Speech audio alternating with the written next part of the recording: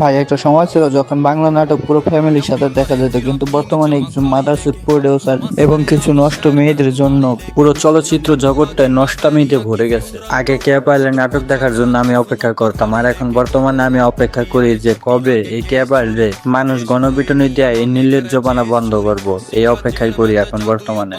তো hey guys, welcome back. I hope সবাই ভালো আছেন আর আমিও ভালো আছি। তো আজকে কথা বলবো কেয়া পাইলকে নিয়ে। তো চলুন শুরু করা যাক।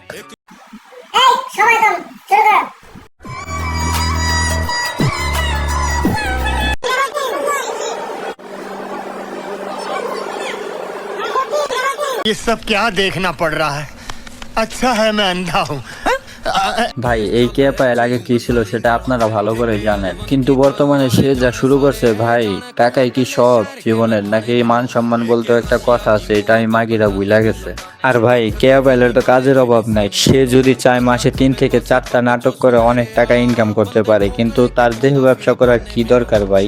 ভাই বর্তমান যুগে যে যত বড় সেলিব্রিটি হয় তার জামা কাপড়ের সাইজটাও তত ছোট হয়, আর তার নাম ডাক যত বেশি হয় সে নির্লজ্জ তত বেশি হয়।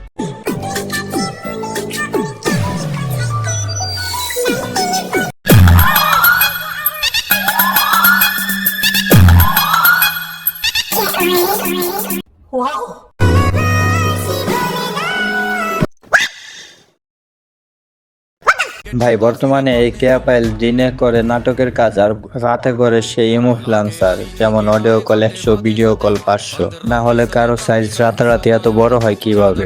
আর কেয়া তোরে কই শোন, তোর মতন মাগিরে ধইরা যদি রড গরম কইরা তবে শাওয়ার মধ্যে ছেঁকা দিতে পারতাম, তাইলে যদি তোরা একটু ভালো হইতি।